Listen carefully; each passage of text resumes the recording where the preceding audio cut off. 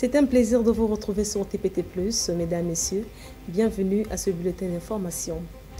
Le président de la RDC, Félix Tshisekedi, a appelé jeudi son homologue rwandais, Paul Kagame, à avoir le courage de travailler avec lui pour faire la paix des braves dans l'est de la République démocratique du Congo. Une invitation rejetée comme une comédie politique ridicule par Kigali. La campagne électorale touche à sa fin au Cameroun. Officiellement, 12 candidats vont s'affronter dans ce scrutin. Environ 8 millions d'électeurs seront appelés aux urnes pour désigner leur président dimanche 12 octobre 2025. C'est le top départ ce vendredi 10 octobre de la campagne électorale en Côte d'Ivoire. La présidentielle se tient le samedi 25 octobre. Avant cela, pendant 2 semaines, les 5 candidats retenus par le Conseil constitutionnel vont tenter de convaincre les électeurs.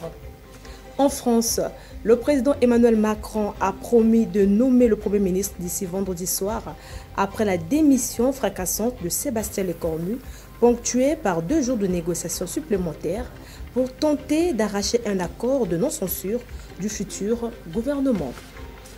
La présidente péruvienne Dina Boluarte a été destituée dans la nuit du jeudi 9 au vendredi 10 octobre 2025 par un vote majoritaire du Parlement à la suite de plusieurs motions dans ce sens déposées au cours de la journée par les principales forces politiques de l'Assemblée. Le président du Parlement assume désormais la présidence du pays. En Ukraine, des dizaines de milliers d'Ukrainiens se sont réveillés sans électricité ce vendredi 10 octobre matin après une nouvelle campagne de frappe de grande ampleur menée par la Russie au cours de la nuit.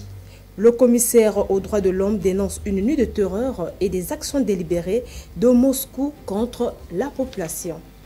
Enfin, l'accord de cessez-le-feu dans la bande de Gaza est entré en vigueur à midi, heure locale, a annoncé l'armée israélienne vendredi 10 octobre 2025, après le feu vert du gouvernement israélien à l'accord conclu avec le mouvement islamiste Hamas. C'est la fin de ce bulletin d'information. Merci de l'avoir suivi. Mesdames, Messieurs, prenez soin de vous. Au revoir.